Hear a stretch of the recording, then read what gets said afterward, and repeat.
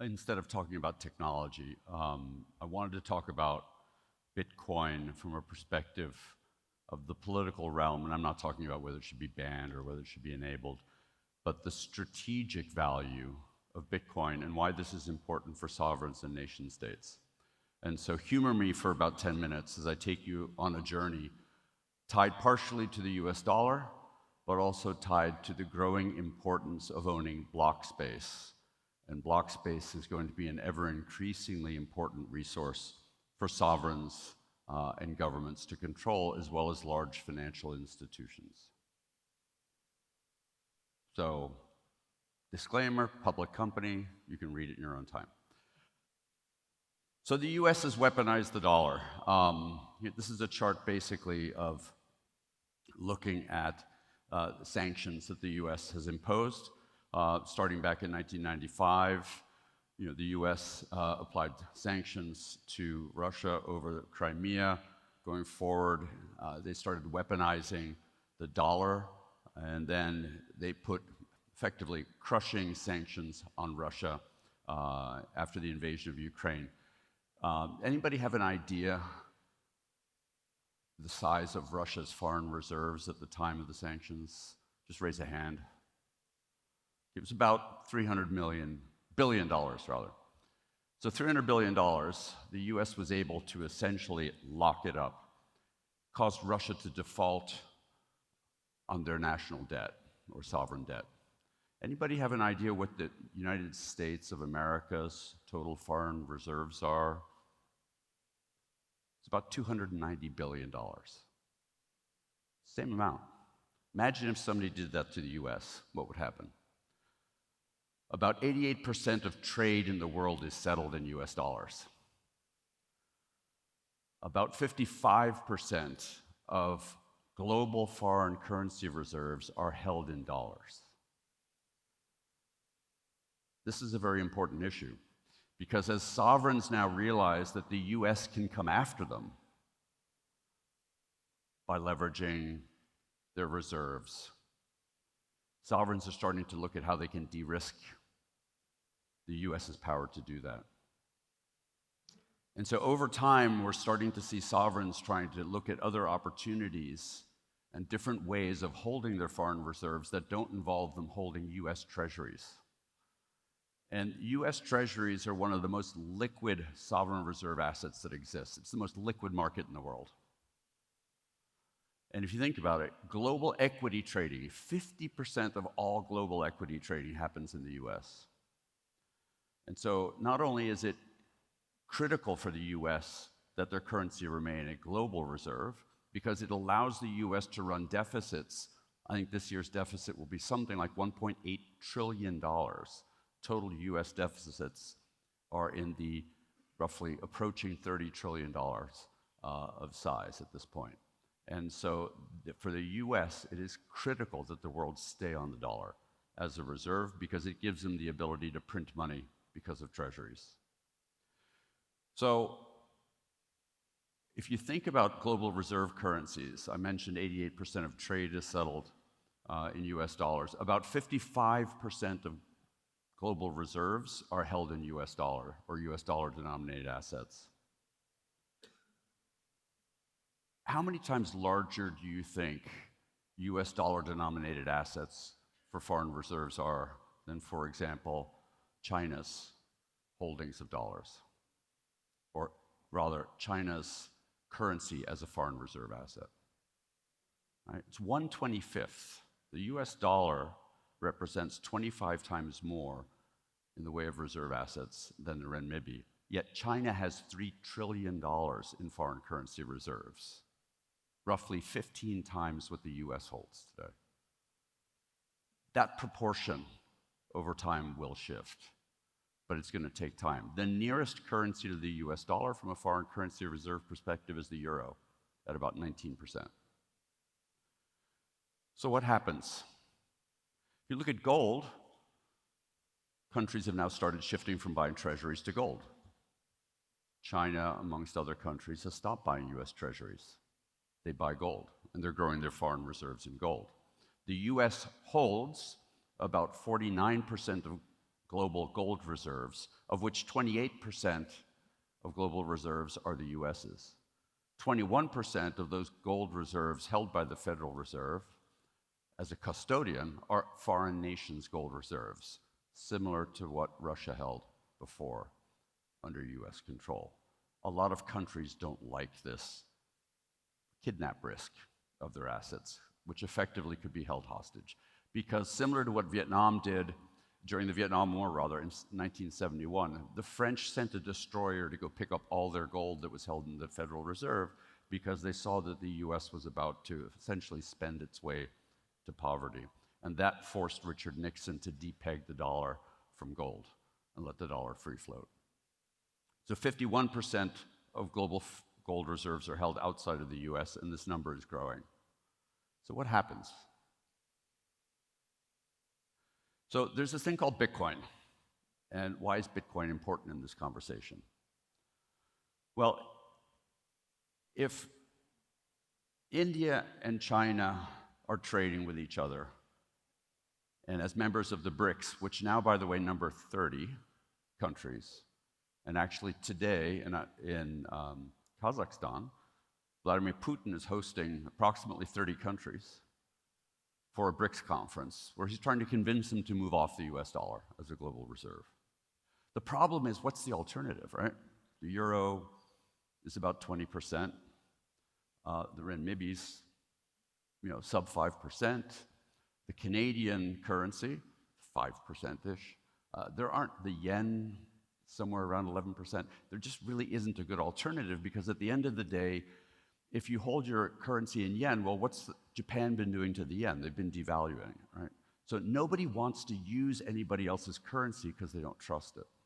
So what has started to happen in a very small way is people have started looking at Bitcoin as an alternative. Why? No government controls Bitcoin. It's digital. It's infinitely transportable. What happens with $100 billion in gold sitting in a vault in New York? You can't move it when you need to. Bitcoin doesn't have a location. It sits in the ether, if you would, as long as you have your keys. And so a sovereign can have sovereignty over their reserve assets. And what's really important about Bitcoin, which is a key similarity to gold, is that if you have a large percentage of the world's gold reserves under your control, you're not using that to back your currency. You're using it to project economic power.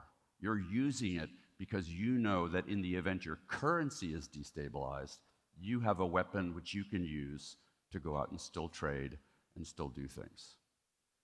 Bitcoin is a weapon very similar to that because it's finite in nature. There are only 21 million Bitcoin. Why have two presidential candidates in the US put forth the concept that the US should have a strategic reserve of Bitcoin?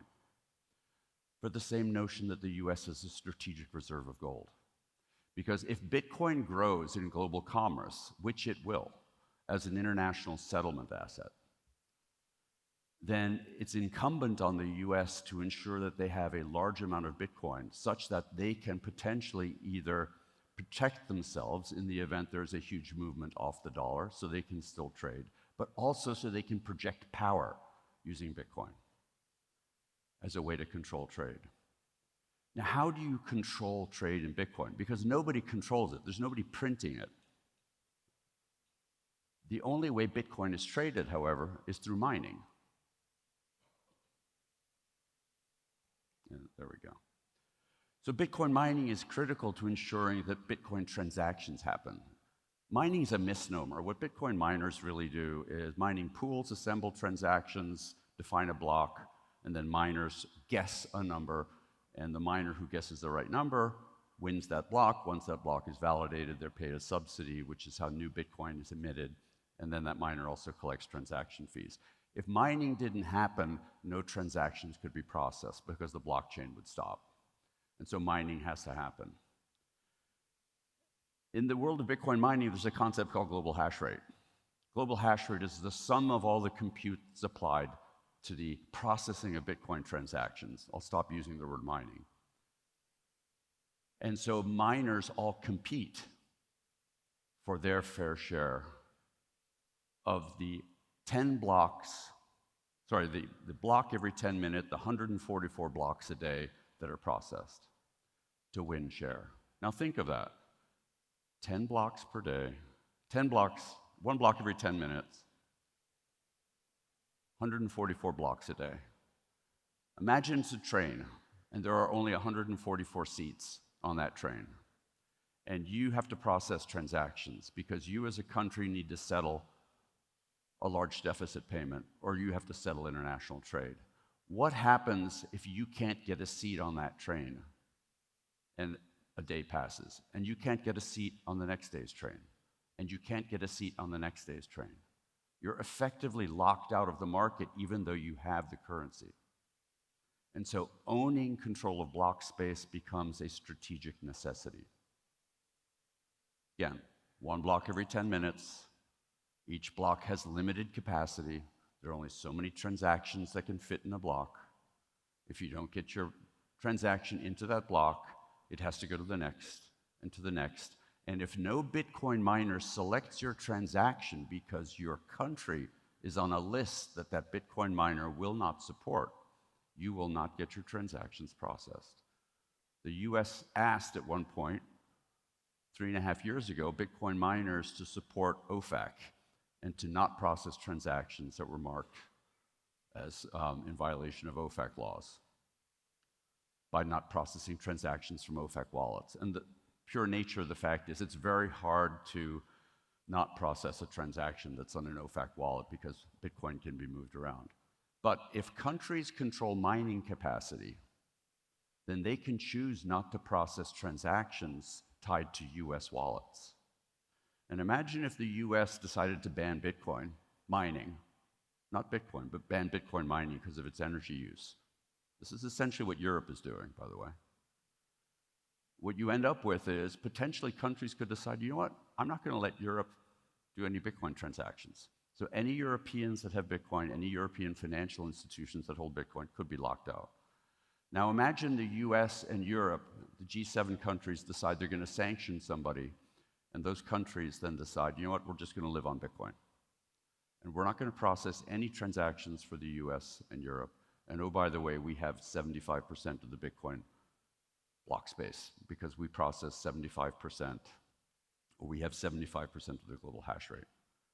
What that then does is effectively means that countries who are against that would only have 1 in 4 chances of getting a transaction processed, which would be very risky strategically.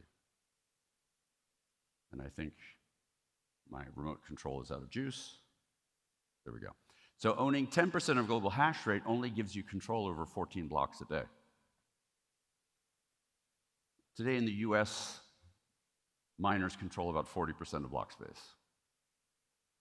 Now, the Harris administration has a belief that Bitcoin mining is a waste of energy and therefore it shouldn't happen in the US, and so they want to tax it, provide an energy tax on Bitcoin mining, similar to the Biden administration, which would force Bitcoin mining offshore.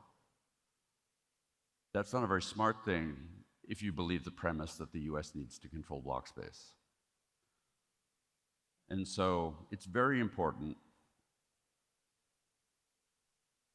that the US not allow itself to be in a position, or any country be in its position, where its ability to transact is denied because it doesn't control block space. And so any sovereign that wants to hold Bitcoin as a strategic reserve asset has a strategic imperative to have mining happen in its country, and more importantly, have a mining pool operate in its country, because that is the only way they can ensure that they can't be blocked.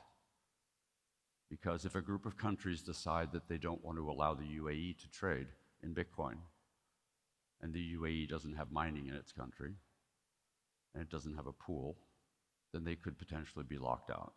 Now, fortunately, the UAE does have Bitcoin mining in the country, and so that wouldn't be the case. But there are lots of other sovereigns that are now starting to look at Bitcoin mining as a strategic imperative. They don't care about winning Bitcoin. There are only 1 million Bitcoin left to be emitted, roughly. And so investing in the CapEx to run Bitcoin mining isn't a for-profit narrative for countries. It's a strategic imperative for countries that want to hold Bitcoin. Look at the Kingdom of Bhutan. Look at how much Bitcoin they hold. Tiny little country, very inexpensive power.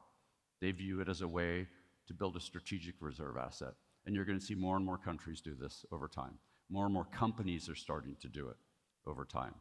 And the more holdings companies and countries have in Bitcoin, the more this issue becomes a strategic issue. So I would posit, again, if I could get the remote to work. You just have to imagine what the next slide says. So, thank you. So nations need Bitcoin mining to ensure transactions. Next slide.